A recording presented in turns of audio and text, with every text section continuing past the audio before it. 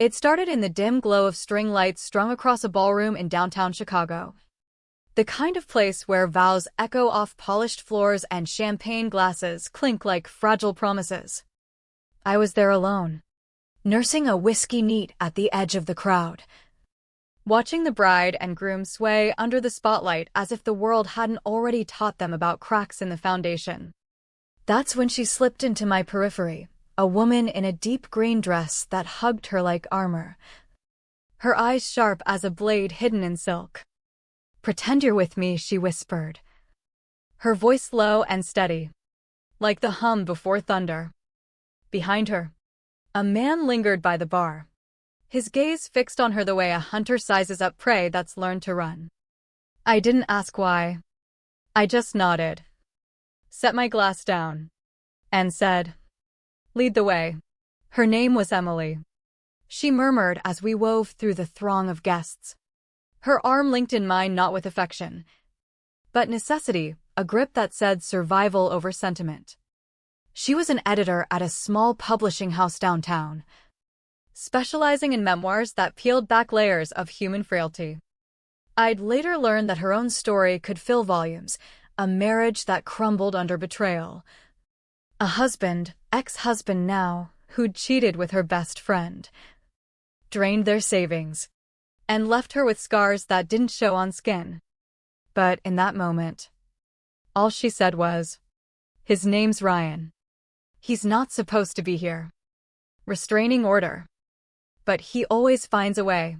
I introduced myself as Jack, a software developer who built apps for logistics companies. Ironic, I thought, since my life felt like a shipment gone astray after my own divorce years back. We moved like shadows blending into the celebration, my body instinctively shielding her from his line of sight. The band crooned a slow Motown ballad, couples twirling on the dance floor, oblivious to the storm brewing in the corners. As we neared the head table, her breath hitched, a subtle crack in her composure. The bride's brother, a burly guy named Mike with the steady hands of a carpenter, spotted us first. He'd been briefed, his eyes narrowing as he rose, napkin discarded like yesterday's news. He said, voice gruff but kind, the Midwestern drawl wrapping around her name like a protective blanket. She nodded toward Ryan, her chin lifting in defiance. Mike's wife, Sarah, the bride, glanced over from her seat, her wedding glow dimming just a fraction as she whispered for the venue manager. Nora arrived like a force of nature, clipboard in hand, her black pantsuit screaming efficiency. Emily pulled up the digital copy of the order on her phone, the screen's glow illuminating the legal jargon that was supposed to be her shield. "He's violated it before," she said flatly, her words laced with the exhaustion of battles fought in silence. Nora nodded. "No nonsense, we'll handle it. Stay visible." And just like that, we anchored ourselves there, amid the toasts and laughter. My hand resting on the back of her chair, not touching, but claiming space. A silent vow to stand guard. The tension simmered, a low boil under the surface. Ryan watched from afar, his polished suit and charming smile fooling no one who knew better. He was a finance guy, the type who traded stocks and loyalties with equal ease. Emily had trusted him once, built a life in a cozy suburb outside the city, where weekends meant farmers' markets and dreams of kids. But he'd shattered it all: affairs, lies, gaslighting her into doubting her own sanity. The divorce had been ugly, courtrooms echoing with accusations, her therapist's notes stacking up like unpaid bills. Now, here he was, crashing a wedding that wasn't his, because control was his drug. During the best man speech, a rambling anecdote about college pranks, Ryan started across the room, his steps deliberate, eyes locked on Emily like she was property he'd misplaced. My pulse quickened, but I kept my voice even. "Tell me something real about you. Ground yourself." She exhaled, I alphabetize my regrets by last name. Makes them easier to file away. I cracked a half smile. I build escape routes in code. Always leave a backdoor. He reached us mid-toast. Glasses raised around us like unwitting witnesses. Emily, he said. His voice smooth as oil. Ignoring me entirely. We need to talk. The air thickened. Her body tensing beside me. Leave, she said. Her tone a whipcrack disguised as calm. He leaned in. That proprietary tilt men like him perfect in mirrors.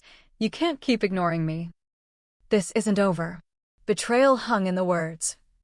Unspoken but screaming, the way he'd promised forever. Then sold it out from under her. I stepped forward. Neutral but firm, she's with me. Walk away. Nora and a security guard materialized, flanking him like bookends. Violation, Nora stated, holding out a printed copy. Police are a call away. Ryan's face twisted, rage flickering behind the facade as he calculated the cost. Public scene. Arrest record. His pristine reputation in tatters. He backed off, but not without a parting shot. A glare that promised payback. As he slunk away, Emily's shoulders sagged, but her eyes burned. This ends tonight, she whispered to me. Not as a plea, but a declaration. The drama pulsed. Unspoken wounds reopening in the festive air. We didn't leave it there. As the night wore on, cake sliced. Dances spun, Emily confided more. Her voice a thread unraveling in the quiet moments between songs. The betrayal had silenced her for months. She'd retreated into work, editing stories of others' traumas while burying her own. Ryan's texts came like ghosts, apologies laced with blame, demands disguised as concern. He took everything, she said. My trust, my friends, even my sense of safety. I shared my own scars, a wife who'd left for a colleague, leaving me to rebuild in an empty apartment, questioning every choice. But something shifted that night. Her pain mirrored mine, forging a quiet alliance. By the time the lights flickered on, signaling last call, she'd made a decision. Help me make him pay, she said in the taxi line. Rain slicking the streets outside. Not with violence, that wasn't her style, but with the cold precision of exposure. I hesitated, knowing revenge exacts its toll, but nodded. What's the plan? The days blurred into a calculated haze. We met in coffee shops tucked into Chicago's bustling loop.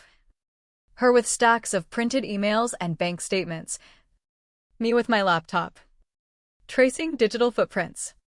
Emily's profession helped. She knew how to craft narratives that exposed truths without mercy. Ryan had been skimming from joint accounts, hiding assets during the divorce illegal, but buried under layers of paperwork. We dug, quietly, her fingers flying over keys with the focus of someone reclaiming power. But the toll mounted, nights of insomnia. Her staring at ceilings, replaying betrayals, me wrestling with the ethics, wondering if this fire would consume us both. Drama escalated in whispers, Ryan's calls to mutual friends, painting her as unstable, forcing her into defensive silences at work. One evening, in a dimly lit diner over greasy fries, she broke.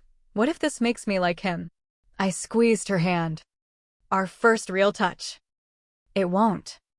We're ending it, not becoming it. The bung no came on a crisp autumn afternoon in a sterile courtroom downtown. We'd tipped off her attorney with the evidence, forged documents, embezzlement trails leading straight to Ryan's firm. He arrived cocky, suit pressed, but his face paled as the judge laid it out. Fraud charges, violation fines stacking like dominoes. Emily stood silent, her testimony a scalpel, detailing the psychological warfare, the I'm laying she'd endured to survive. Ryan's empire cracked, whispers spread through his professional circles. Clients fleeing, his betrayal now public record. But victory tasted bitter. As we left the courthouse, her eyes hollow, she confessed the price. I feel empty. Revenge filled the void. But now what's left? I pulled her close. The city rushing around us. Us. And the choice to rebuild. Months later, we walked those same streets. Hand in hand. The silence between us now comfortable. Not oppressive. Emily edited with renewed fire, channeling pain into purpose. I coded with clarity, building systems that protected, not just transported. Ryan faded, a shadow in rearview mirrors, his life diminished. But ours? We'd paid the cost in sleepless nights and moral gray areas, yet emerged stronger, bound by shared wounds and the quiet triumph of moving on. Revenge hadn't healed everything, but it had cleared the path, reminding us that some betrayals demand a reckoning, even if the echo lingers.